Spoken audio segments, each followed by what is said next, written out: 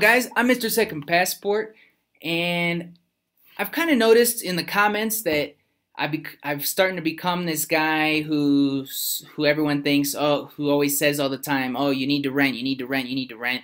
And that's not necessarily the case. That's not what I'm trying to communicate. Most of the time, it's a good idea to rent when you move abroad or you're in a new place, but not always. You know, kind of depends on the situation, on the deal, if it makes sense to rent or buy. But generally speaking, yes, it makes more sense to rent in Ecuador than buy. When you compare it using the universal 1% rule, for instance, right? Let's just take it.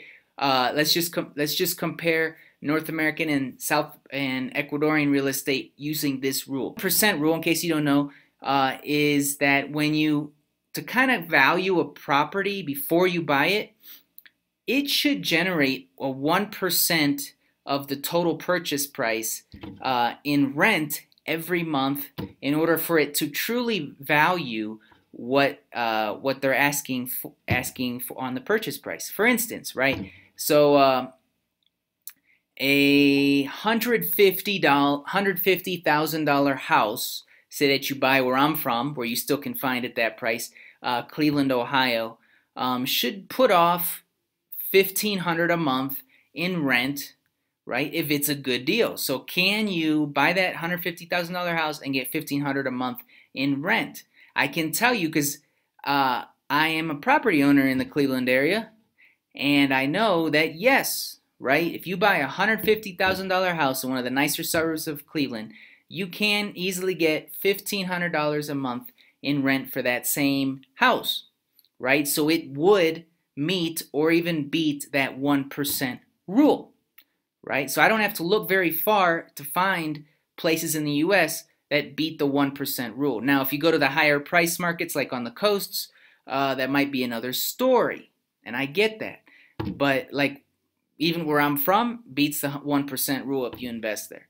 Now, this down here in Ecuador, say where I live, in kind of the north central part of Quito, kind of the nicer, one of the nicer areas, kind of near the Carolina Park area, 16, right, where I live, it is a 75 square meter, or about 750 square feet, just kind of times it by 10. It's not exact, but it's pretty close.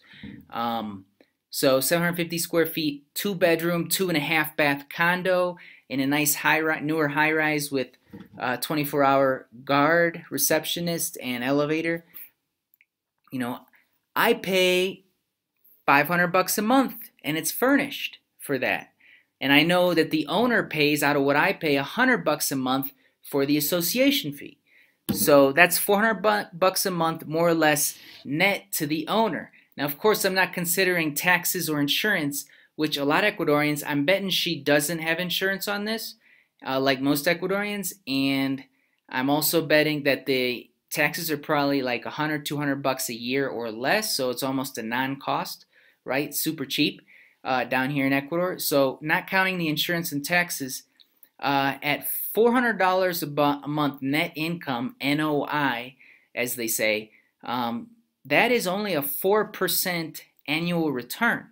A place like mine, it asks around $1,600 a square meter, right? At 75 meters, that's the place where I live would probably go around $110,000, $120,000 if for sale, right? That's what she would ask, probably around $120,000, right? So at $120,000, and considering what she charges me, $500 a month, and she nets $400, right? It doesn't come anywhere close to the 1% rule. She's only getting like a 4% annual return on that money, right?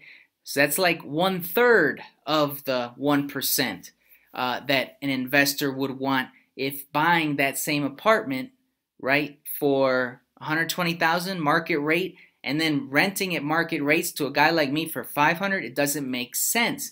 It makes more sense for the consumer in this case to rent, and it makes less sense for the investor to buy that same property, right? So anyway, that's why many properties, especially where you want to be, nicer places in the cities of Ecuador, doesn't make the 1% rule. They don't even come close, like the example I just showed that's near and dear to me where I live.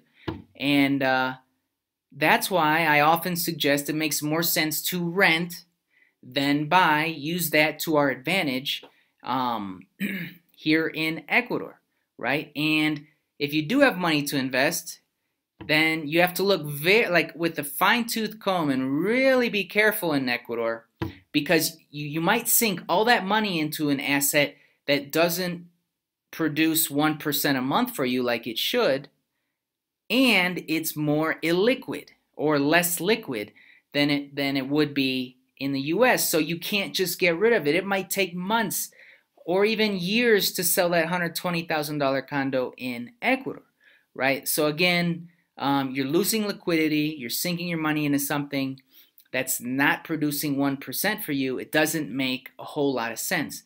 Now, I will cover on this channel other things that you can invest in Ecuador that do make the 1% and a whole lot more, and it might make more sense for you. But generally speaking, the high-end real estate in Ecuador, especially, doesn't come anywhere close to the 1%.